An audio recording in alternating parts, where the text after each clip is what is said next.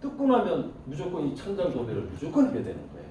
올수리 하는 집은 상관없어요. 어차피 올수리 하면 도배를 새로 하기 때문에. 근데 만약에 살면서 내가 우리 집 깨끗한데 요거만 좀 달고 싶다. 그럼 뜯고 나서 그걸 보강할 수 있는 방법이 뭐냐면 최근에 나온 이제 일종의 보조 재료인데 일종의 덮개예요. 덮개. 이게 딱 천장에 자르고 나서 그걸 덮어줄 수 있는 얇아요. 얇아. 두꺼우면 붙이고 나서 티가 나니까 보기 싫잖아요. 깔끔하게 이렇게 붙여놓으면은 이렇게 붙여놓으면 천장에 뭐 그렇게 티가 안 나면서 일부러 또 포인트를 살짝 준 것처럼 해서 이렇게 천장에 깔끔하게. 네. 그래서 도배를 안 하고 이렇게 덮을 수 있는 보장제. 만약에 가격이 어떻게? 솔직히 말씀 제가 가격 단가는 다 못 내요. 그냥 재료상 주문하면 그냥 다 줘요. 오랫동안 거래했기 때문에 아직은 안 쉬우고. 근데 얼마 안 해요. 얼마나 안 해요. 근데 관건은 이가 살랑살랑 하잖아요. 좀 크잖아요. 천장에 붙일 때 이게 뜨지 않도록 잘 붙이는 게 기술의 관건이에요. 끝에가 안 뜨도록 벌렁벌렁 안 하도록. 겨울철 같은 경우 환기를 하기 위해서 역풍을 돌린단 말이에요. 그럼 역풍 돌리면 얘가 바람이 칠 거 아니에요. 근데 치면 덜렁덜렁 하면 안 되잖아요. 그래서 덜렁덜렁 하지 않도록 잘 붙이는 게 관건. 잘 붙이는 게. 돈을 얼마나 합니다? 한 2만원, 3만원 쪽에 들어갈 거예요. 그래서 살고 있는 집에 도배를 안 하고 할 수 있는 게 이거라는 거고. 그 지난주에 샤시에 대해서 질문하신 분 계시는데 그때 샤시 뭐 어떤 게 궁금하셨죠? 그때 질문한 분 계시는데 샤시를 보면 샤시 뭐 세로라고 할까요? 이 세로 쪽에 보면 세로가 이제 틈이 많이 생기고 그쪽으로 비가 들어치는 거랑 이제 밑에는 샤시랑 요 밑에 그 뭐 턱이라고 하나? 이게 이제 많이 시간 지나니까 이렇게 벌어지더라고요. 그러니까 그 벌어지는 부분에 대해서 이렇게 좀 몰탈이나 이런 걸 바르고 뭐 실리콘도 바르고 이랬는데 그런 부분이 좀 제일 궁금하죠. 샤시를 시공하는 그 시공 과정을 이제 생각하고 마감을 어떻게 하는가를 생각하면 거기 샤시의 이제 누수 원인을 알게 됩니다. 자, 처음에 건물을 지을 때는 어떻게 하느냐? 만약에 베란다 창이 하나 이만큼 있다. 실내 반창은 큰 문제가 안 되죠. 베란다 쪽에 문제잖아요. 이만한 걸 설치를 해야 되는데 건축회사에서 어떻게 하냐? 만약에 이게 1m, 1m다 하면 이 창의 이 폭이 1m, 1m를 하면 얘네들이 공장에 어떻게 주문하냐면 한 50cm를 빼요. 아니야, 한 5cm도 작고 20cm씩 빼요. 20cm. 최하가 크게는 50cm씩 뺍니다. 때에 따라서. 미안합니다. 제가 지금 착각하는데 5cm, 5cm, 5cm, 5cm, 5cm, 5cm. 자, 5cm라는 게 총 5cm가 아니고 좌우 5cm예요. 위아래 5cm씩. 네. 위아래 5cm씩. 5cm씩 돼요. 5cm. 왜냐면 그 콘크리트를 이제 다 부었어요. 붓다 보면 이 치수가 다 똑같지가 않거든요. 어떤 데는 뭐 98cm, 어떤 데는 95cm가 될 수도 있고, 뭐 오차는 그렇게 크진 않겠지만 그 여유 있게 5cm, 5cm에서 한 10cm 정도는 여유를 둬요. 그래야지만 이 틀이 들어가요. 그럼 틀을 세우고 나서 뭐 좌우측에 움직이지 않도록 공간 없는 거를 구삽이 큰 게 있거든요. 그걸 공간 없고 그 다음에 사춤이라서 사춤 10m를 거기다 채우고 빈틈을. 그리고 나서 코팅 작업을 해줘요. 그리고 외벽에 이제 페인트가 들어가죠. 방수 페인트가 또 들어가고. 근데 이게 이제 한 5년, 10년 되면 뭐가 문제되느냐? 이 사춤이라는 건 일반 우리 미장이나 콘크리트 붕보다 약하거든요. 강도가. 그럼 사람 손으로 빈틈에 쑥쑥 집어넣은 거예요. 강도가 약해요. 그러다 보니 강도 약한 게 오랜 시간 지나면서 크랙이라든가 수축 과정에서 틈이 발생되고, 그러다 보니 그 틈을 타고 실리콘 해주지만 타고 이제 물이 새고. 자, 첫 번째 기존 크랙이 가는 거고, 그 다음에 문제가 실리콘이 문제고,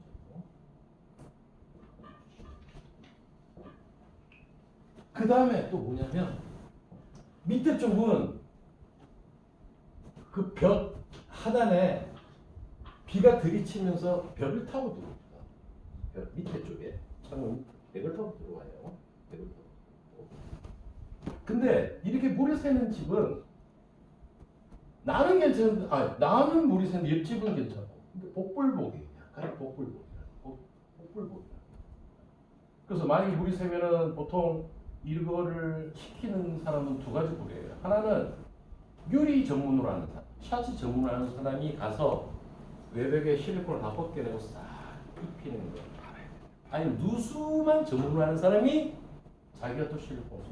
누가 누구를 시켜야 되는지 정답은 없다. 어떻게 잘 하느냐가 중요하다. 근데 여기서 딱 강력히 포인트는 무조건 프라이머. 프라이머를 쓰냐 안 쓰냐. 대부분의 동네 업자들은 프라이머 자체를 보는 사람도 많아요. 왜? 옛날식으로 배울 때. 죄송하지만 나이 드신 분들은 그냥 코팅 쏘는 것만 배우기 때문에 프라이머라는 자체를 몰라요. 그리고 이 프라이머도 일반적인 그냥 프라이머가 아니고 우레탄 프라이머. 지난주에 얘기했죠. 방수제 종류 중에 우레탄은 외부, 에폭시는 실내. 그래서 우레탄 프라이머 자체가 1차 방수 역할을 하거든요. 그럼 이 틀 주위로 우레탄 프라이머를 발라주고, 이 투명합니다. 신난 냄새가 좀 나고 투명하기 때문에 프라이머를 발라놔도 외부에서 볼 때 뭐 페인트 해놓은 게 망치거나 그렇지 않잖아요. 그리고 나서 실리콘을 써야 되고, 이 실리콘 또한 일반 실리콘이 보통 개인들이 그냥 천문증 사고 바르는 경우인데 무조건 달라집니다. 그래서 우레탄 전용 실리콘, 우레탄 실리콘 쏴주고, 우레탄 실리콘. 자, 한 20년, 30년 된 집에 올수를 한다. 그럴 경우 샤시까지 다 교체합니다. 그럼 그때는 이제 어떻게 하느냐? 요즘 방식은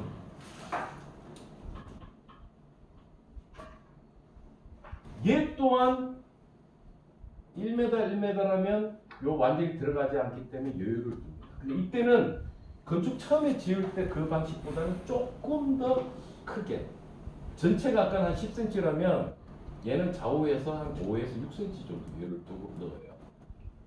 이게 100% 직각이 아니기 때문에 오차를 적게 주면은 무조건 안 들어가요. 직각이 아니기 때문에. 그래서 전체적으로 5에서 6cm 정도 여유를 두고 집어넣습니다. 집어넣고 지금 사춘이라는 걸 하지 않고 우레탄 폼이라는 걸 쏴줘요. 우레탄 폼. 그 빈틈을 메웁니다. 그리고 나서 방금 말씀드렸듯이 코킹하기 전에 우레탄 프라이머를 해주고 그 다음에 실리콘을 우레탄 실리콘 쏴주는데 메이커 뭐 LG라든가 KCC라든가 한샘이라든가 영림도 메이커 줍니다. 거기서 제대로 일하는 업체들 대부분은 실리콘을 쏠 때 옛날식으로 실리콘 총 갖고 쏘는 게 아니라 기계로 쏘아줍니다. 기계로. 우리 드릴처럼 생긴 거에 실리콘을 달아서 실리콘이 일반 실리콘이 아니고 소세지라고 해서 알루미늄 포수 같은데 소세지처럼 생겼어요. 그걸 안에 기계에 넣어요. 그럼 기계로 쏘면 기계로 쭉쭉쭉쭉 손으로 쏘는 것보다 양이 훨씬 많이 들어요. 그리고 소세지 그 실리콘이 일반 우레탄 실리콘보다 좀 더 비싸요. 또. 자, 그 소세지 실리콘을 쏘느냐 안 쏘느냐, 사실 업자 입장에서 보면 집 전체라면 돈이 몇십만 원 더 들어가요. 몇십만 원 더 들어가요. 그 재료비 자체가. 근데 동네 업자들은 그 기계 쓰는 거 한 번도 못 봤습니다. 한 번도 못 봤어요. 네. 한 번도 못 봤어요. 그래서 우레탄 소세지를 싸주고 고무회를 예쁘게 소세지. 그래서 재료 선택, 시공 방법에 따라서 저 누수가 되고 안 되고 그런 차이가 되게 크다.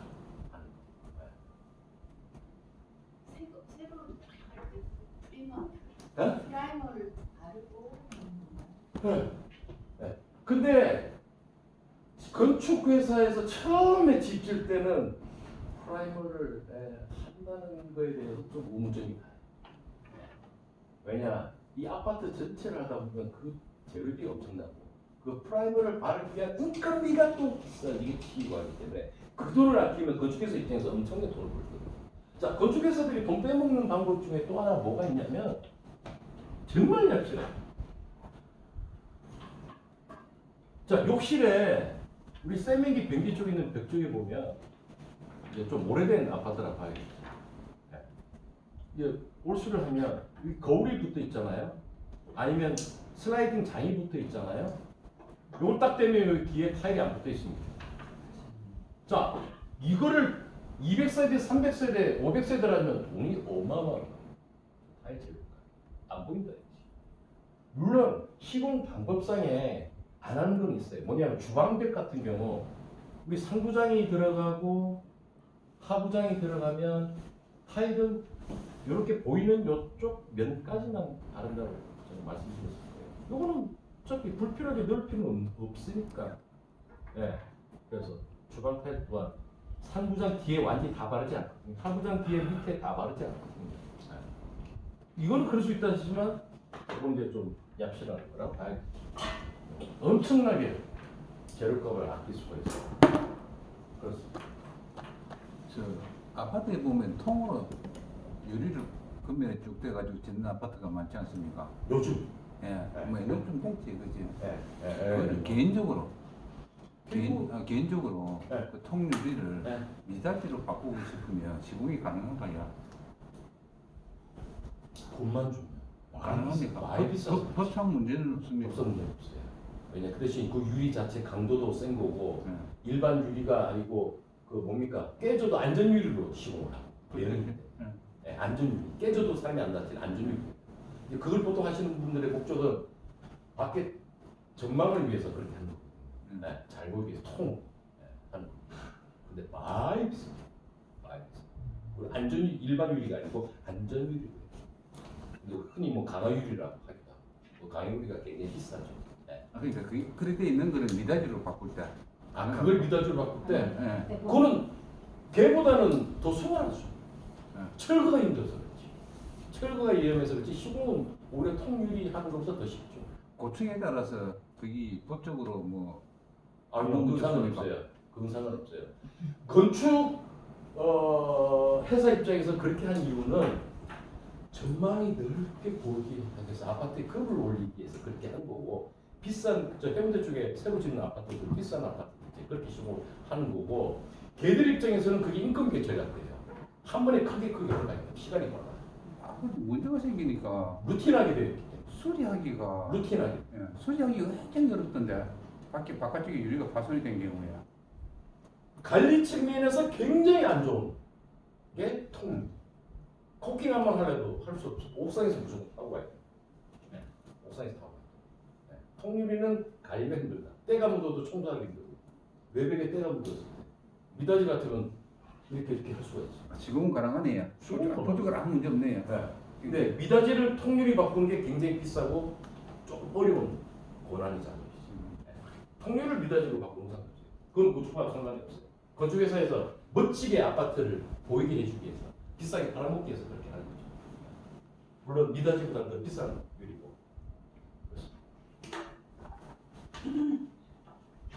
샤시 같은 거 할 때 사실 제일 중요한 게요. 네. 그 업체 선정할 때 뭘 보고 사실 저는 공정 같은 거는 본인들이 하니까 제가 뭐 40분만 아니라 모든 공정이 뻑불복. 뻑불복. 사실 어려워요. 왜냐면 업자인 저도 현장에 바꿀 때는 두 군데 세 군데가 들어간단 말이야. 그럼 보통 저 같은 경우는 두 개 팀이 있단 말이에요. 한 개 팀, 두 개 팀. 그럼 세 개. 그래서 가급적이면 두 개 팀 일정을 두 개 이상은 안 받으려고 해요. 세 개 되면 너무 힘들어요. 하자율도 높아져. 근데 어쩔 수 없이 또 지인이 또 친구도 오면 어쩔 수 없이 받아줘야 되잖아.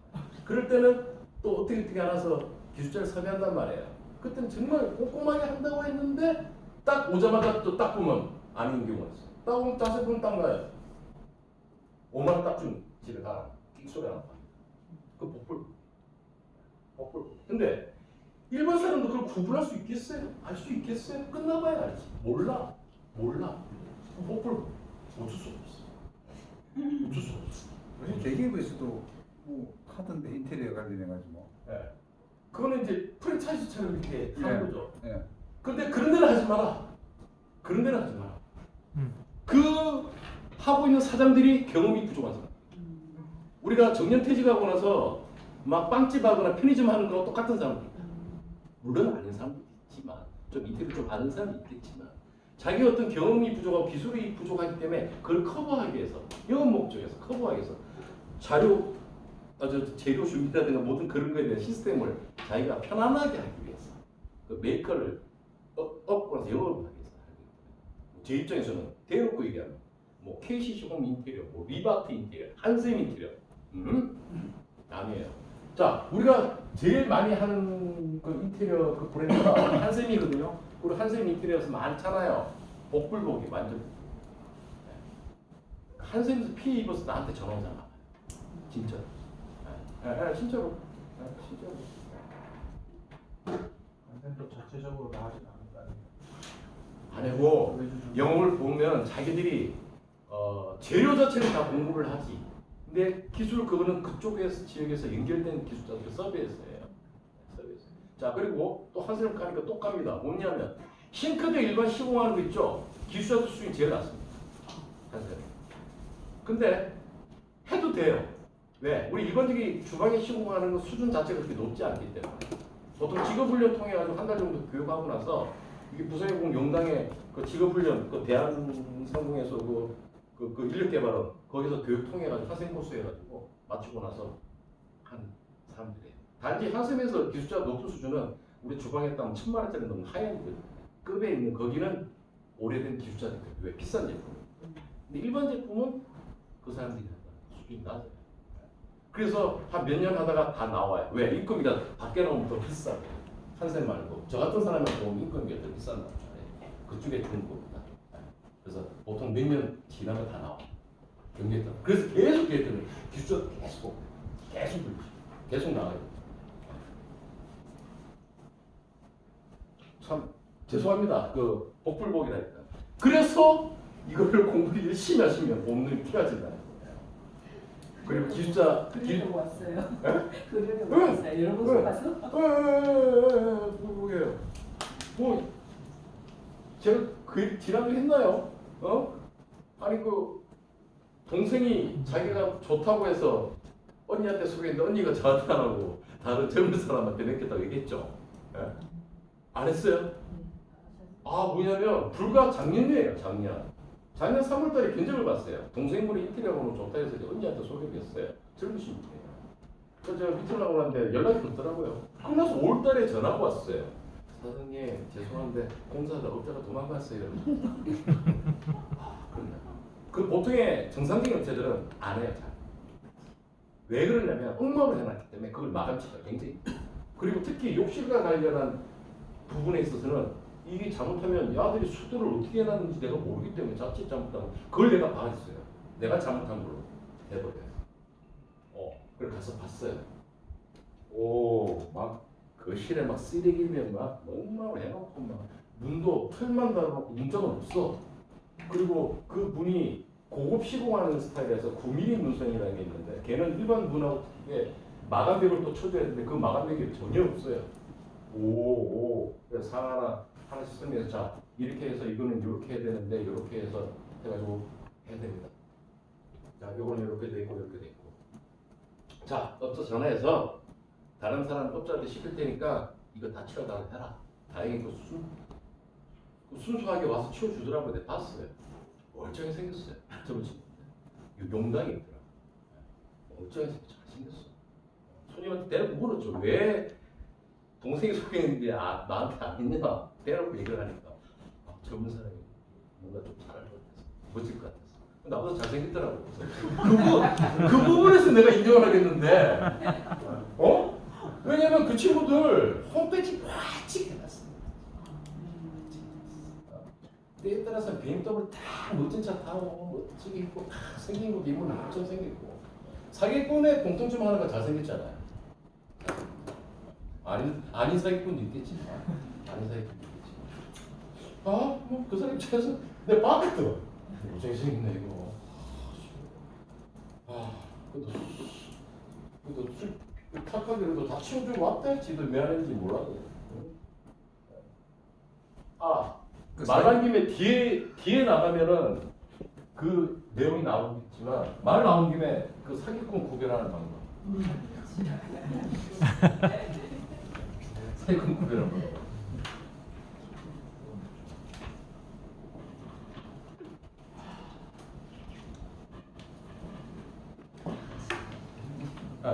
벤치, 웨이트 차 멋지게 타고 멋지게 따는 거 일단 사기꾼. 일단 사기꾼. 진짜요. 이거 거의 맞아요. 화려하게 보이게 해서. 벤치. 그다음 홈페이지. 아주 지가 해놓은 거 아니에요. 아주.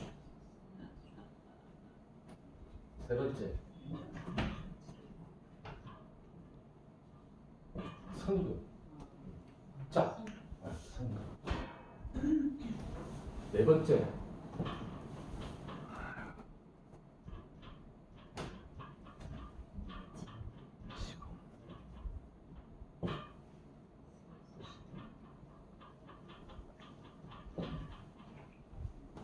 자, 벤치라는 거, 그건 뭐 누구나 인생 경험들이 있으시니까 좀 구분이 가실 거예요. 관상은 과학이다. 관상은 과학이다. 근데 요즘은 이 성형수술해서 그런지 조대지에 구분 못하겠더라. 진짜. 멀쩡히 생겼다니까. 저럼 나도 당하겠는데? 멀쩡히 생겼지. 멀쩡히. 홈페이지 믿지 마라. 네. 블로그를 봐라. 블로그에는 그동안에 흘러왔던 역사가 다 있기 때문에 홈피는 얘가 하루 전에 만든 업체 1년 전에 만든 상당히 중요한 좀 경험칭 측면에서 물론 젊은 친구들이 컴퓨터도 잘하고 그림도 잘 그리고 해서 멋지게 뭐 캐드 같은 거 아니면 요즘 멋있게 만들어 보여줘요. 와 환상대비야. 내 집이 이렇게 될 것 같아. 천만의 말씀을 절대 그렇게 될 수 없어요. 그렇게 되려면 돈이 2배 3배 더 줘야 돼. 2배 3배 더 줘야 돼. 2배 3배 더 줘야 되는 그림을 막 보여줘요. 그거에 비용되지 마라. 비용되지 마라. 물론 제대로 된 저 하이엔드 저 업체 같은 경우는 물론 비쌉니다. 그거대로 거의 해줘요. 그거대로 진짜 거의 그대로 해줘요. 그림에 나오는 그대로. 그 대신 우리가 생각하는 그 가격이 한 2배 정도는 생각하시면 최소한 2배 3배. 네. 2배 3배. 그다음에 성금. 얘들 대부분 50% 요구해요. 50%. 그럼 50%딱 땡겨갖고 10%씩 일만 해놓고 그 다음부터 이제 계산 거리. 한 일주일, 2주 참.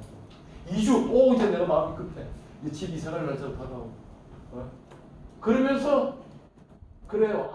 뭐 여기서 또 당하는 게 또 30%를 또 주는 경우 있어. 급히 어떤 뭐 자재값이 올라가니 요즘 말하기 좋잖아요. 트럼프 때문에 전쟁 나가지고 어쩌고저쩌고 실제로 가격이 올랐고. 그러면 이건 완전히 다른 거예요. 저 같은 경우는 30%, 10% 받아요. 처음에 자재비가 많이 들어가긴 많이 들어가요. 그래서 30% 받아요. 중간에 1차 중동, 2차 중동, 마지막에 잘되면 10% 이런 식으로 받아요. 50% 이거는 사기다. 50% 사기다. 30% 이상 넘으면 사기다. 성금 많이 땡겨라. 많이 땡겨라. 성금 많이. 그 다음에 중요한 게 이 업체가 제대로 정말 일을 할 생각이 있고 제대로 하려고 생각을 하고 있느냐가 이 세부 시공비가 일정표에 나오는 거예요. 일단 계약서가 있을 거고 이 계약서에 뭐 그냥 욕실에서 300 이러면 안 돼. 그 욕실 안에 어떤 식으로 구성이 되는지 변기, 세면기, 샤워기 거기 옵션 사항이 많아요. 천장을 그냥 일반 덧박으로 갈 건지 평동으로 갈 건지 그게 옵션 사항이란 말이에요. 구축 아파트는 젠다이를 설치할 건지 말 건지 그런 옵션 사항들이 제대로 구분이 되어 있어요. 혹시 내가 생각하는 이게 포함되어 있나요? 없나요?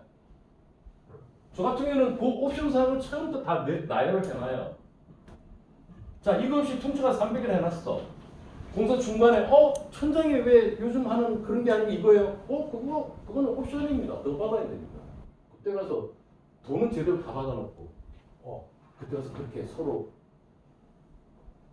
문제가 될 수 있는 소지가 있죠. 그래서 계약서는 각 공정별로 꼼꼼하게 하나씩 그 안에 내용까지도 얘기합니다. 자, 또 하나 얘기하면 요즘 보면 몰딩이 아니면 글레바지가 소형을 많이 해요. 소형. 깔끔하게 보기 소형을 많이 해요. 근데 소형을 하면은 자재값은 큰 거보다 싸지만 그 밑작업, 기초작업에 인건비가 더 들어가요. 그래서 작은 게 더 비싸져요. 그걸 미리 사전에 서로 얘기 없이 하면은 곤란한 거죠. 그렇게 꼼꼼하게. 옵션 사람들을 하나하나 생각해야 되고 내가 생각하고 있는 거를 미리 다 물어봐야 돼. 이렇게 되느냐 저렇게 되느냐 그냥 그림에만 현혹되고 그것만 300인가 300 그런 식으로 하면 안 돼. 서로 그거는 소비자 입장에서도 업자한테 그렇게 제대로 정보를 서로 주고받아야 돼요. 질문을 계속 던져야 돼요. 그래서 계약서와 그 계약서에 따른 세부 시공 계획은 이 옵션에 따라서 틀려지거든요. 그리고 일정표를 받아라. 내가 공사를 이렇게 진행하겠습니다라고 일정표를 받아야겠죠. 그 사람이 생각이 제대로 있는 사람이면 자 이렇게 해서 몇월 몇 시간에 이렇게 진행입니다. 그래 나도 중간에 체크를 할 수 있는 거고 업자 입장에서도 자기가 제대로 계획하기 제대로 공사하기 위해서 그 일정표에 따라 자기가 준비를 해야 되는 거예요. 그거 없이 덩실하게 해놨다. 걱정하지 마십시오. 이틀 내에 끝내겠습니다. 천만 원 났어. 아무 생각 없는 거야. 아무 생각 없고 일정표 쫙 짜놔야 돼. 그럼 금전적인 손실을 줄이려면 어떤 방법이 있습니까? 이게 뭐 한다고요? 예를 들어서 공사 대금을 주는데 아까 뭐 30%, 30% 뭐 이래 준다 손 치더라도 예. 업자가 배째를 했구먼. 업자가 예. 도망갔다. 뭐 가든 안 가든 간에 네. 계속 뭐 공사 대금만 요구하고 공사는 진행이 안 되는 경우가 있을 수 있다 아닙니까? 냉정하게 네. 손해를 보도록 거기서 멈춰야 돼. 끌려가면 안 돼. 오늘 계속 사기당하는 거 유행이 보면 다 그렇잖아요. 조금만 더 주라. 그럼 심지어 더 빌려주는데 야 1000만 원만 더 줘. 내가 그럼 요거 해결한다. 나머지까지 다 해결된다. 하고 똑같아. 계속 끌려가면 돼. 계속 느리게 빠져가는 거야. 저런 경우는 혹시 보증서를 발급받을 수는 없습니까? 보증서는 예. 우리가 아파트 큰 거 지을 때 그건 알고 있는데 100%인데 예. 작은 데서 보증서 끊어주는데 대한민국에 어디 있습니까? 없습니다. 자 그렇게 하기 위해서는 그 비용 또한 소비자가 부담해야 돼요. 많아요. 비싸요. 부담을 예. 하더라고요. 그리고 공사 금액 자체도 올라가요. 한 몇 억 이상 되는 그런 거에 보증서 발급을 받고 이렇게 소액은 좀 그렇네. 소액은 어려요. 저 질문이 하나 있는데 사실은 이제 그런 계약 관계나 아니면 시국이 잘 되고 못 되고 실은 가장 중요한 게 시작이 중요할 것 같거든요. 네. 그러니까 제들 업체, 제들 계약이고 세부 내용이나 아니면 뭐 세부 뭐 공사 계획 일정 이런 거잖아요, 그죠? 네. 혹시 네. 그러면 제가 업체한테 받았어요. 네. 근데 사실은 일반적인 개인들은 이 자재가 좋은 건지 나쁜 건지 이 가격이 얼마인지는 모르잖아요. 네. 이걸 컨설팅 받을 수 있는 업체는 없나요? 예를 들면 선생님 전문가예요. 제가 들고 가요. 보시고 쭉 한번 리뷰해보고 이거 괜찮다. 이거 좀 하자가 있다. 이런 업체는 없나요? 소극적인 있어요. 서울에 있습니다. 네. 서울에 있고 컨설팅들은 또 어떤 젊은 친구는 저보고 사업자를 하게 됐어요. 네. 우리 감리 쪽으로 해서 막 그렇게 쭉 가면 어떻겠습니까? 하는 경우도 있어요. 그리고 저도 그걸 사업 아이템으로 해볼까 하는 생각도 하고 있습니다. 그렇죠. 하고 있습니다. 수빈이 있습니다. 왜냐면 결국 감리비 주는 돈이면 사실은 최소한 정상적으로 하는데 아무 이상이 없고 어떻게 보면 비용이 더 싸질 수도 있고 그냥 나는 도매가로 다 자재를 아니까 자재값만 해도 전략이 되니까 심지어는 믿을 수 있는 기술자 섭외까지 가능하니까 그런 사업 아이템인데 다른 얘기로 뭔 얘기하다가 자재가 좋냐 안 좋냐 자재는 거의 믿어도 쉬어도 된다 요즘은 옛날처럼 싸울 게임은 없다. 자재가 나쁘다 좋다는 아니고 이 자재가 일반적으로 잘 사용되는 자재인지 아니면 요새 추세에 맞는 건지 아까 뭐 몰딩 이런 거 말씀하셨어요. 그런 것도 전문가적 의견이 있어요. 그렇죠. 근데 자도 또 싫어하는 사람도 있는 거고. 근데 일단 저 같은 경우는 소비자한테 얘기를 해요. 일단 옵션상에서 미리 선 얘기해줘. 왜? 그거는 서로를 위해서. 나중에 가서 그거 해달라면 곤란하니까. 미리 밑작업이라는 게 그 전에 사전 작업이 이루어져야 돼요. 미리 옵션 사항을 다 제시하고 그리고 소비자들도 공부를 많이 해야 되는 거예요. 제가 제일 좋아하는 손이 뭐냐면 많이 질문해주고 많이 하는 손. 커뮤니케이션이 잘 되는 거지. 그러면 그만큼 완성도가 높아져요. 완성도가 높아져요. 소비자가 많이 아는 것만큼. 많이 모르시잖아요. 저 돈 더 받아요. 힘들 돈 더 받아요. 아니면 안 해요. 싸게는 하려고 하면서 굉장히 힘들게 하는 사람 있어요. 안 해요. 왜? 모르는데 고집만 쓰는 거예요. 안 해요. 모르는데 고집만 써. 안 해요. 농담 안 해요. 딱 시간 안 되면 딱 던져보냐. 오히려 안 해요. 그래서 사실 서울쪽에는 그런 데가 있어요. 심지어 홈스타일링까지. 홈스타일링. 근데 요즘에는 홈스타일링까지는 아니더라도 근데 기본적으로 저는 물어요. 가족 구성원이 어떻게 되시냐? 뭐 애가 있으면 남자냐 여자냐? 그럼 이 방은 누가 쓸 거냐? 이건 누가 쓸 거냐? 그리고 가전제품 뭐가 있느냐? 앞으로 새로 사야 될 건 뭐냐? 가구 배치는 어떻게 할 거냐? 그거에 따라서 인테리어를 좀 만들어줘야 그 집이 잘 세팅이 돼요. 홈스타일링까지는 아니더라도. 그리고 또 거기에 맞게 조명 배치도 해주고. 그게 제가 업자가 됩니다. 그럼 견적을 일괄적으로 받을 수 있는 사이트 같은 건 없습니까? 맞습니다. 맞습니다, 요즘은. 네? 자, 말씀드릴게요. 거기 가서도 견적을 받아보세요. 그것 때문에 제가 먹고 살기 좀 힘든데. 근데 그것 때문에 먹고 살는데 순고가 가장 많이 좀 쓰고 있고요. 오늘의 집.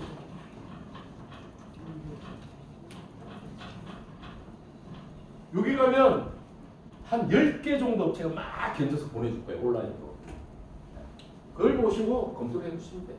근데 제가 방금 말씀드렸듯이 처음부터 어느 정도 금액을 윤곽 라인을 잡아주는 데도 있고 안 잡아주는 데도 있고 그냥 통쳐서 32배나 뭐 3천만 원이나 5천만 원이나 얘기하는 데도 있고 일단 만납시다 하는 데도 있고 때에 따라서 그쪽에 내 번호는 핸드폰은 안 되지만 막 계속 전화 오는 데도 있고 막 그럴 거예요.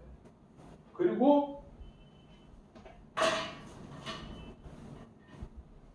여기에도 사기꾼이 많습니다.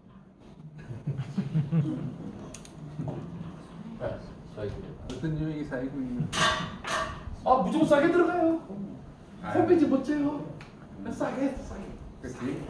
뒤에 금액을 높여주는구나. 뒤에 금액을 확 높이든가 옵션상을 얘기 안 해줘요.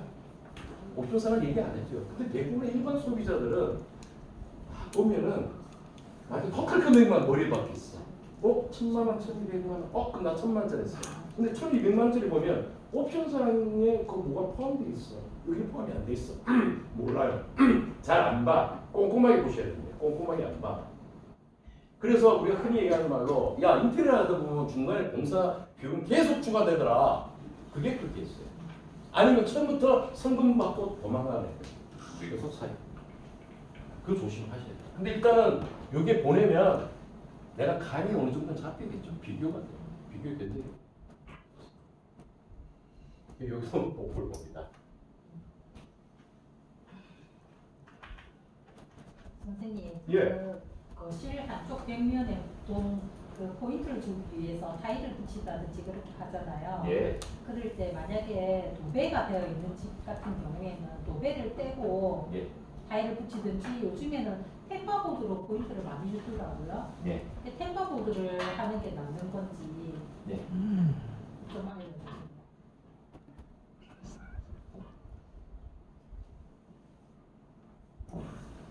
템바보드. 아주 좋은 질문이에요. 이거는 다른 분들한테도 인테리어 하는데 상당히 도움이 될 수 있는 사람이에요.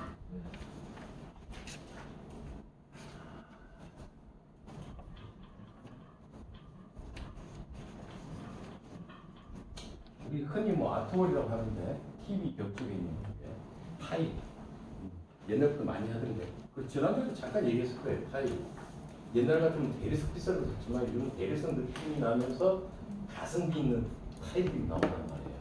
그 타일들이 지난주에 얘기 잠깐 타일 크기를 얘기했지만 600에 600짜리 아니면 600에 1200짜리. 저 같은 경우는 600에 1200짜리를 추천드려요. 딱 600, 1200. 오, 정말 괜찮아 멋있어요. 괜찮아. 저 어제 뭐 이거 아세요? 저 지금 양산지점 오픈 준비 중에 있는데 그 욕실에 제가 600에 1200짜리 한 반쯤 바르고 왔어요. 어깨 보고 오랜만에. 제가 하는 이유는 기술 유지를 위해서, 제 기술 유지를 위해서. 그리고 최근에 나오는 타일 간단히 혹시 어떤 다른 그래요. 새로 계속 물건이 나오면 이게 뭔가 변화가 있어요. 그 전에 내가 붙일 때 감각과 지금 감각이었든지 요즘 거는 붙이기가 좀 더 쉬운 것 같더라고. 그 전보다 내가 일부러 이 F시라를 좀 조금 했거든요.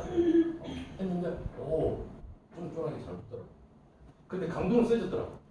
홀스가 타려고 하는데 굉장히 끌려. 그래서 타일, 대형 타일 하는 방법. 그다음 방금 말씀하신 템파보드, 특히 여성분들이 예뻐하시죠? 템파보드도 두 개예요. 반달형이 있고 직각형이 있고.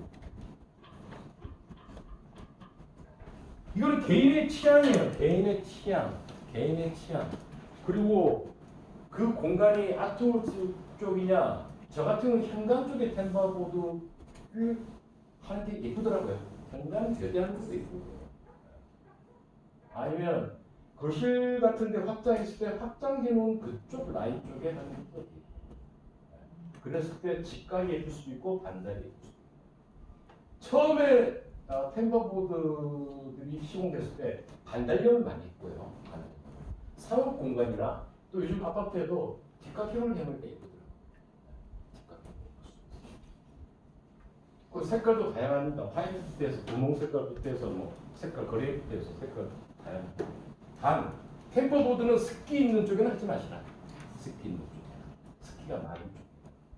왜 그러냐면 이 자재 자체가 MDF라는 소재로 만들어지고 필름 리페라기 때문에 습기에는 취약하다. 그리고 설령 습기 있는 쪽에 하면은 밑에 걸레바지를 타일 같은 걸 해주고, 예를 들면 현관 쪽에 타일을 해주고 그 위에 얹으면 괜찮다. 자, 목재라는 건 다른 게 아니고 그냥 좀 이해하기 쉽도록 하면 마루라 생각하시고, 타일형 마루라고 생각하시면 돼요. 타일형 마루. 질감이, 느낌이, 디자인이 타일하고 거의 똑같아요. 타일 발라놓은 것 같아요. 타일 발라놓은 것 같아요. 근데 질감이 타일보다는 약간 좀 더 따뜻하다고 하나? 타일은 좀 차가울 수가 있잖아요. 느낌 자체가. 근데 저 타일형 마루, 저게 약간 따뜻한 느낌, 질감이 만졌을 때도 찹지가 않고, 그래서 그걸로 하시는 분도 계시고. 타일형 마루 얘도 600에 1200짜리도 있고 막 그렇습니다. 보통은 한 300에 600짜리 같은 거, 800짜리 같은 거 많이 하고. 그래서 이런 거 하죠. 근데 이런 모든 것들은 개인의 취향이에요. 내가 어떤 걸 좋아하는지. 그리고 전체 집의 분위기에 따라서 선택하는 게 좋겠죠. 만약에 템바보드 붙인다면은 기존에 있던 다 떼고 해야 되는데. 네. 몽땅 다 떼고. 몽땅. 그리고 템버보드는 좀 약간 손재주가 있으면 일반인도 좀 하기가 그래도 조금 저 세 개 중에 제일 낫지 않을까. 일반인이 하려면 또 할 수도 있어요. 물론 돈 주고 했을 때는 지적질이 나오겠지만 대신 내 마음대로 하는 게 뭐 지적할 사람 신랑밖에 더 있겠어요. 아니 마누라밖에 더 있겠어요. 그래서 일반인도 어떻게 보면 좀 인터넷 공부하고 유튜브 보면 할 수 있는 게 그나마 템바보드는 좀 할 수 있어요. 나머지 타일이나 타일형 말고 일반인도 힘들고.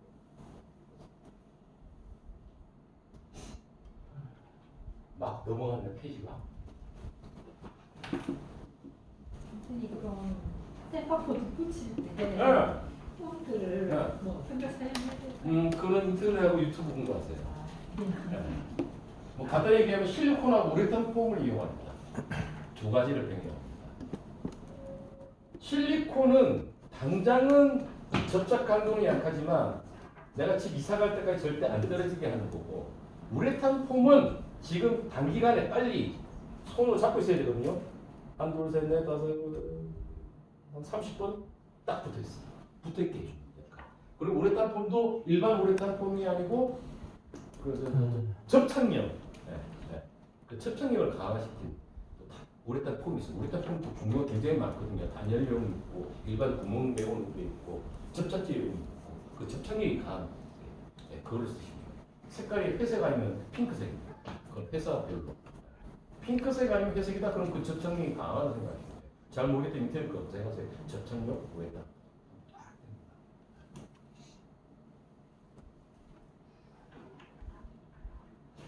지난주 방수제 종류별 사용용도 하면서 아마 뜻을 맺었을 겁니다. 거의 모든 공룡종에는 하도, 프라이머, 그 기초 액을 썼느냐, 기초 재를 썼느냐 안 썼느냐에 대해서 크게 작업을 하지만 특히나 욕실의 방수와 관련해서는 저 하도 프라이머가 아주 결정적인 역할. 안 해도 상관없냐? 상관없다. 상관없다. 본 방수 자체를 잘 해주냐, 그리고 바탕면 깨끗이 청소를 해놨다면 안 해줘도 되나? 베개 하나 실수하게 해서 하도 프라이머를 해주는 게 본 방수제가 접착력이 아주 강하게 잘 붙게 되겠죠. 네. 그리고 타일 기사가 특히 바닥에 해놨을 때 밟아도 찢어지지가 않기 때문에 하도 프라이머를 해주는 게 좋다고 지난주에 말씀드렸습니다. 방수의 최고 하이라이트 작업은 그 유리알 욕실. 지난주 말씀드렸죠. 플라스틱 같은 재질로 조립이 되어 있는 철거하고 배관 설치가 딱 세팅 처음부터 건물 짓듯이 설치가 되고 나면 완결 방수 한번 해주고 2차 방수하고 3차 방수하고 그 다음에 탈자부터. 자, 욕실 공사 수량 산출. 좀 어떻게 산출하지? 자, 여기 나와 있습니다. 32평. 안방이 좀 작죠? 요즘 34평은 거실이나 안방이나 크게 다 똑같고 심지어 안방이 더 크죠? 그럼 요거보다는 더 많다고 생각하시고 제 거실 기준으로 하면 됩니다. 그래서 보통 욕실 하나는 5.5평. 그런데 젠다이 작업이 들어간다 그러면 한 박스 더 들어가야 돼요. 그래서 6평을 잡죠. 여유있게 항상 자재는 남는 게 나아요. 네. 그리고 그 자재 구매할 때 여유있게 시키고 나중에 반품 가능하시죠? 라고 딱 확인을 받아요. 확인 안 받으면 반품 안 받아줘요. 그래서 반품을 한다라고 생각하고 여유있게 최소한 6평 시키면 욕실 하나 다 짓습니다. 근데 좀 불안하다. 그러면 한 박스만 더 시키면 돼요. 한 박스가 반평입니다. 근데 여기서 한 박스를 더 해야 되는 상황은 어떤 거냐면 욕조를 설치 안 하고 기존의 욕조를 없애버린다 할 경우에는 한 박스가 더 있어야 되는 경우도 생겨요. 뭐냐면 욕조를 철거하고 나면 그 철거면이 한 최하 2cm에서 3cm씩 막 들어가 있어요. 그러면 그걸 메우고 나서 타일을 발라줘야 되거든요.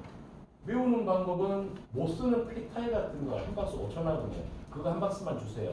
근데 그 한 박스도 크기가 250에 400이고 300에 600인데 300, 600 타일을 달라주세요. 250에 400 타일은 작기 때문에 이 메우는 속도가 느리고 힘들어요, 기사들이. 그래서 300, 600 타일은 타일 자체가 또 두껍기 때문에 그 욕조 벽 메우는데 더 좋아요. 그래서 그거 폐타일로 한 박스만 주세요 해서 그것까지 같이 준비해 놓으면 좋습니다. 그리고 타일 본드는 기사별로 어떤 사람 3통 들어가고 어떤 사람은 4통 들어가요. 4통은 어떤 경우에 4통이 들어가요? 본드 칼이라고 톱니바퀴처럼 다 되어 있거든요. 이거를 해주는데 3통 들어가는 사람은 이걸 좀 얇게 하는 사람이고 4통 들어가는 사람은 굵게 하는 사람. 그럼 얇게 하는 게 좋아요? 두껍게 하는 거 좋아요? 장단점이 있습니다. 뭐냐면 지난주에 타일본드 특성에 대해서 말씀드렸을 거예요. 수성 재질이다. 수성. 물이 들어가면 녹는다. 굳지 않아. 굳고 나서는 상관이 없으나 굳기 전까지 물이 들어가면 타일본드라는 성분은 녹아요. 얇게 바르면 빨리 굳겠죠. 굵게 바르면 늦게 굳겠죠. 그러면 굵게 근 본드 칠을 할 때 장점은 뭐냐? 벽이 기존에 발라놨던 이 타일이 좀 시공을 잘 못해놓은 사람, 그리고 오래된 아파트는 작은 타일을 썼기 때문에 이 단차가 조금씩 있어요. 이 단차 극복을 하는데 얇게 바르면 새로 시공할 때도 단차가 생겨요. 근데 굵게 바르면 그 단차를 다 커버합니다. 단차를 커버. 그래서 굵게 발라줘요. 젊은 사람 기사들이 본드를 적게 바르고요.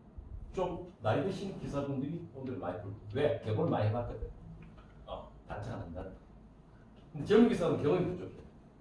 다행히 기존의 벽면이 깨끗하고 상관이 없는데 그렇게 닿지 않았을 때 그거 닿지 않고 우리 집 보니까 닿지 않아. 그런 게 그리고 예전에는 그걸 다 넘어갔지만 요즘 소비자들은 안 넘어가요.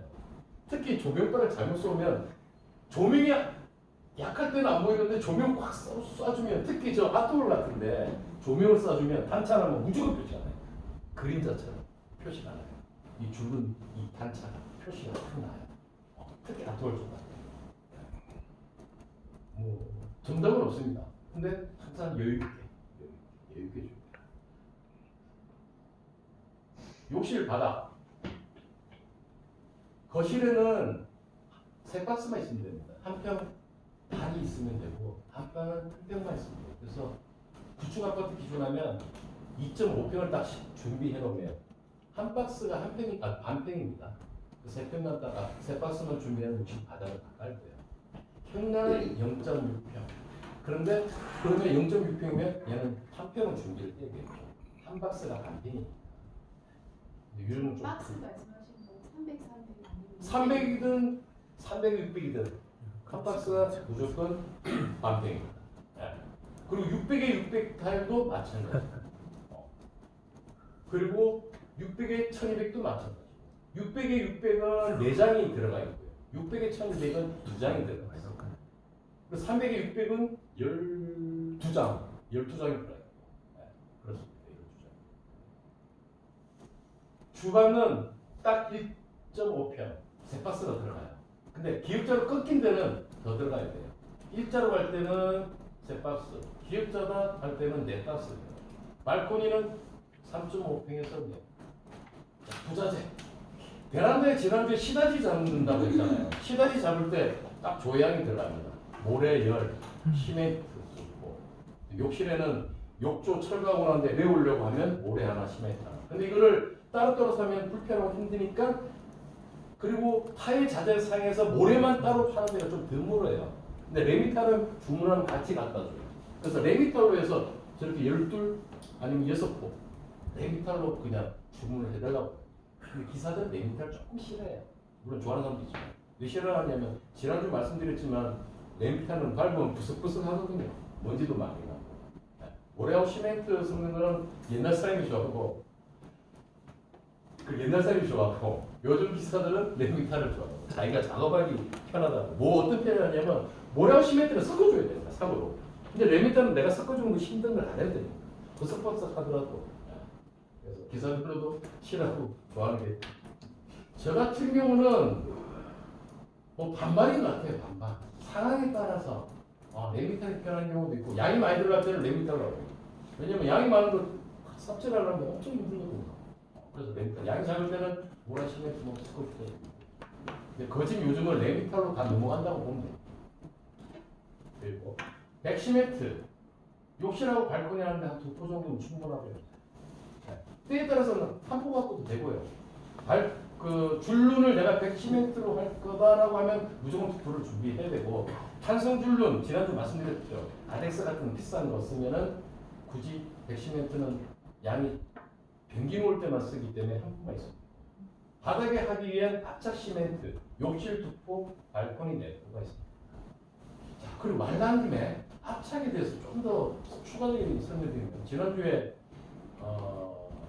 압착 시멘트 뭐 설명을 드렸잖아요. 백시멘트는 단기 강도는 세다, 빨리 굳는다. 그 대신 장기적으로 보면 강도는 약한 거고 압착 시멘트는 빨리 굳지는 않으나 굳고 나면 시멘트가 더 단단하다, 엄청 강하다고 말씀드렸잖아요. 근데 이게 압착 시멘트의 하자라는 요소 중에 하나가 뭐냐면 큰 대형 타일, 600에 600 타일이나 600에 1200 타일. 자, 대형 타일들은 기본적으로 무조건 바닥도 붙일 수 있고 벽도 붙이고 합니다. 대형 타일, 600에 600 이상 정도는. 근데 얘들이 압착으로 바르면 대형 타일은 한 번 더 구워서 자기질 타일이라는 성질은 압착 시멘트 물을 섞어서 반죽을 하면 타일이 붙는 원리는 이 타일이 물을 머금고 스며들고 바닥이나 또는 벽독에 그 압착에 물을 머금고 당기면서 착 붙는 건데 대형 타일은 흡수율이 약하다. 수분을 덜 빨아들인다. 그래서 욕실 같은데 600에 600타를 해놓으면 습기가 덜 차요. 안으로 안 스며들기 때문에. 흡수율이 약하기 때문에. 근데 그게 시공하는 사람 입장에서는 하자율이 높을 수가 있다. 접착력이 약하지기 때문에 대형 타일은. 그래서 그걸 보완해주는 방법 중에 하나는 대형 타일 할 때 또한 프라이머를 발라요. 접착력을 가하게. 압착을 쓰든 에폭시를 쓰든 간에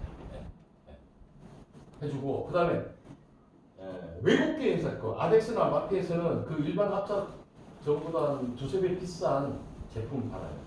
그게 좀 더 화학적인 성분을 더 넣었어요. 폴리머라는 성분을 넣어서 약간 쫀득쫀득해요. 버섯버섯하고 반죽을 되면 쫀득쫀득해요. 아이스크림 젤라또처럼 쫀득쫀득해요. 잘 붙죠. 잘 붙죠. 그래서 좀 더 하자율을 낮추고 내 집을 좀 더 튼튼하게 하고 싶다. 그러면 업자한테 나는 아덱스 걸로 해주세요. 좀 비싼데요? 돈 더 드릴게요. 그래서 그래봐야 돈. 예? X는 X 맞아요. X로 시작해요. X18 아덱스 18 여기인데 죄송합니다. X18이에요. 아덱스 나오는 거 받아 붙인 X18. 잘해주셨어요. X 그대로 얘기해 주셨어요. 젠다이 구축 아파트, 신축 아파트는 젠다이가 기본적으로 다 설치돼 있지만 구축에는 안 돼 있잖아요. 그럴 때 벽돌 쌓기 위해서 벽돌이 딱 60개 들어가요. 한 50 몇 개 들어가는데 넉넉하게 60개 충분하거든요. 그 4m 한 거를 갖다 주고. 그런데 야 이게 습식 공사 뭐냐면 그날 조적을 쌓고 타일을 바르려면 벽돌이 완전히 굳지 않았기 때문에 흔들흔들 할 수가 있고, 그 다음에 타일이 잘 안 붙어요. 물론 붙게 할 수 있지만 그런 맹점을 보완하기 위해서 당일날 시공하기 위해서는 폼 세라믹이라는 걸 요즘 시공을 많이 합니다. 자, 이 폼 세라믹 이걸 잘 하셔야 되는데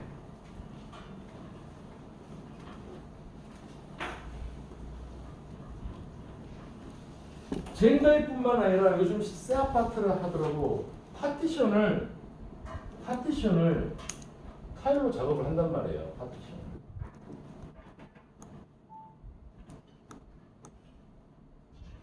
이렇게 샤워기 있으면 파티션을 벽돌 쌓아서 여기다 타일을 다 바른단 말이에요. 네. 근데 과거에는 이걸 벽돌로 쌓았단 말이에요.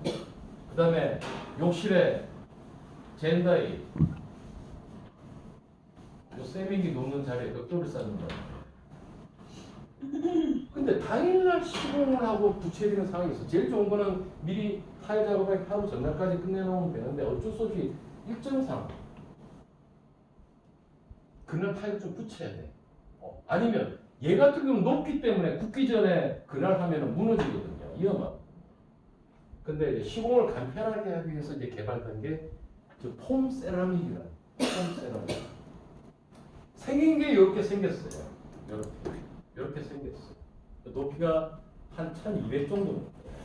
두께는 뭐 제일 많이 쓴 게 80, 그리고 뭐 100짜리도 있는데 제일 많이 쓴 게 두께가 80이에요. 얘 한 장을 여기다 그냥 그대로 갖다 붙여요. 그럼 조적 작업이 끝나요.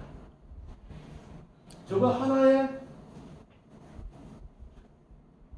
6만 원, 8만 원 정도 해요. 6만 원, 8만 원. 네. 본인이 아니면 내가 좀 인건비를 좀 아껴볼 요령으로 할 것 같으면 저걸로 하시고, 조적은 일반인들 처음 하기 힘들어요. 수평 맞추고 수직 맞추고. 그래서 저 같은 경우는 요즘은 폼 세라믹을 많이 씁니다. 시간을 단축하기 때문에. 그전에는 제가 타일하게 하도 전에 이틀 전에 미리 제가 조적 작업 다 해놨어요. 그걸로 하라고. 그 심정을 알기 때문에 당일날 쌓고 나서 해도 돼요. 그리고 기사 보고 네가 조적 쌓고 네가 타일까지 해라. 그럼 시간이 오바되기 또 안 좋고. 그래서 제가 미리 다 쌓아놔요. 아니면 제가 타일 받기 위해서 제가 잘하려고 미리 해놓기도 하고. 자, 폼 세라믹을 그래서 요즘은 거진 많이 쓰는데 인테리어 업체들도 단점이 있습니다. 뭐냐면 무게 자체는 무거워요. 무겁고. 붙일 때 제대로 잘 붙여야 됩니다. 접착제는 뭘 쓰냐? 에포키를 씁니다. 그리고 에포키와 아까 말했던 우레탄 폼 접착제요. 그걸 같이 병행했었어요. 심지어는 또 실리콘까지 또 같이 해줍니다. 그래서 딱 붙여요. 잘 붙여야 돼요. 접착력 강하게 잘 붙여야 돼요. 나중에 타일 다 끝나고 나서 이제 어떤 문제가 있냐면은 세면기를 시공할 때 문제가 있어요. 자, 나름 무거워, 좋고, 근데 세면기를 달기 위해서는 앙카를 바꾸고요. 앙카가 그냥 쑥 들어가. 쑥 들어가. 그 말은 이 안에 이 앙카가 지지하는 힘이 약하다는 얘기예요. 쑥 들어간다. 푹 박는데 쑥 들어가요. 보통 타일 앙카를 박으면 되게 뭐야 좀 시간이 걸리는데 얘는 그냥 쑥 들어가버려요. 그 말은 아까 힘이 없기 때문에 이 세면기가 사용하는 사람에 의해서 시간이 떨어졌습니다. 심지어는 사용도 안 하고 입주 전인데 떨어지는 경우도 있어요. 떨어진 경우는 저한테 전화 와요. 아까 약하지 않더라. 그래 약한데 뭐 그게 설마 떨어지나 했습니다. 그래 다음부터 안 되라. 시공할 때 일단 앙카 구멍을 받고 나면 이 구멍에 뚫린단 말이에요. 그럼 앙카를 넣어준단 말이에요. 앙카를 넣어줄 때 이 안에 실리콘이나 에폭시를 같이 넣어줘요. 그럼 이 앙카가 물고 있어요. 이 안에서. 첫 번째. 두 번째는 세면기를 달 때 세면기 뒤에 실리콘을 쏴줘요. 두 번째 강화. 세 번째 세면기를 달고 나서 마감 겸해서 그 틈에 실리콘을 쏴줘요. 세 번을 보강을 해주기 때문에 안 떨어집니다. 작업자한테 그렇게 하는지를 미리 얘기해줘. 사장님 혹시 이렇게 하시죠? 앙카 넣을 때 실리콘 판에 에폭시를 좀 넣어주면서 해주세요. 에폭시 가장 좋고요. 에폭시 없다. 그럼 실리콘만 넣어줘도 그 안에서 담그고 있고 앙카가. 실리콘 힘이 의외로 셉니다. 굉장히 셉니다. 세 번째, 세면기 딱 설치하고 나면 뒤에 홈이 있는데 실리콘. 신축 아파트는 실리콘 안 돼 있습니다. 왜 안 돼 있냐? 그 인건비 비싸니까. 안 해요. 안 해줘. 일반인들 와 아파트다 하고 좋다고 들어가기 때문에 안 해줘요. 신축 아파트. 근데 거기에 실리콘 해줘라. 근데 간혹 가다가 세면기 설치하신 분이 실리콘 안 가져왔는데요. 실리콘을 딱 갖다 놔야지. 바이오 실리콘. 근데 그래도 못하겠다는 사람이 있어. 왜? 실리콘 예쁘게 못 쓰는 거지. 예쁘게 못 써. 그리고 일반인이 내가 집에 좀 곰팡이 핀 거 같잖아요. 사람 불러야 인건비 비싸요. 가면 무조건 5만 원, 10만 원이에요. 싸게 하는 방법. 바이오 실리콘을 사되 반투명 바이오 실리콘을 사세요. 반투명. 이거는 일반인이 시공해도 안 지저분하다. 안 지저분하다. 그리고 인테리어 현장에서는 욕실뿐만 아니라 모든 거에 반투명 실리콘을 많이 씁니다. 반투명 실리콘을 쏘면은 못하는 사람이도 잘 티가 안 나요. 그래서 반투명 실리콘하고 고무 헤라가 있어요. 실리콘이요. 실리콘 싹 쏘고 고무 헤라를 수돗물에 물을 좀 묻혀요. 아니 실리콘 탁 묻으니까 고무 헤라를 물에 싹 가고 나서 그걸 갖고 싹 일정한 힘으로 한 번에 가세요. 중간에 멈추지 말고 쭉 가. 중간에 멈추면 그 덩어리 생겨요. 멈춘다? 잘 됐나? 그럼 이게 어그러지는 거예요. 한 번만 해. 나 자신을 믿고. 한번 쭉 가. 응? 오, 신이시여. 이거 내가 한 손입니까? 별로 티가 안 나. 백색으로 표시 탄 거겠지만, 오, 신이시여. 나도 할 줄 아는구나. 반투명 실리콘 하면 반투명 실리콘 하세요. 욕조도 마찬가지예요. 욕조도. 반투명 실리콘은 일반인이 해도 티가 안 납니다. 근데 욕조는 좀 두껍게 해야 되니까 고무에다가 좀 두꺼운 걸 해야 되고, 세면기 쪽은 좀 약간 그렇게 안 두껍기 때문에 좀 작은 걸 하시죠. 사용하기 어려운 거. 고무에를 두 가지, 세면기는 좀 작은 거, 욕조 쪽은 두꺼운 거. 그건 일반인한테 표가 안 난다. 마누라한테 절대 혼 안 난다. 표 안 난다. 당신이 했어. 야, 당신 퇴직에 그거 먹고 하고 살겠다. 야. 가라. 미안하다.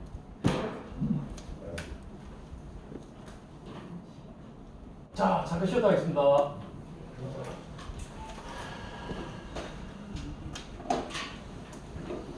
11시 5분인데 11시 15분에 전화했습니다.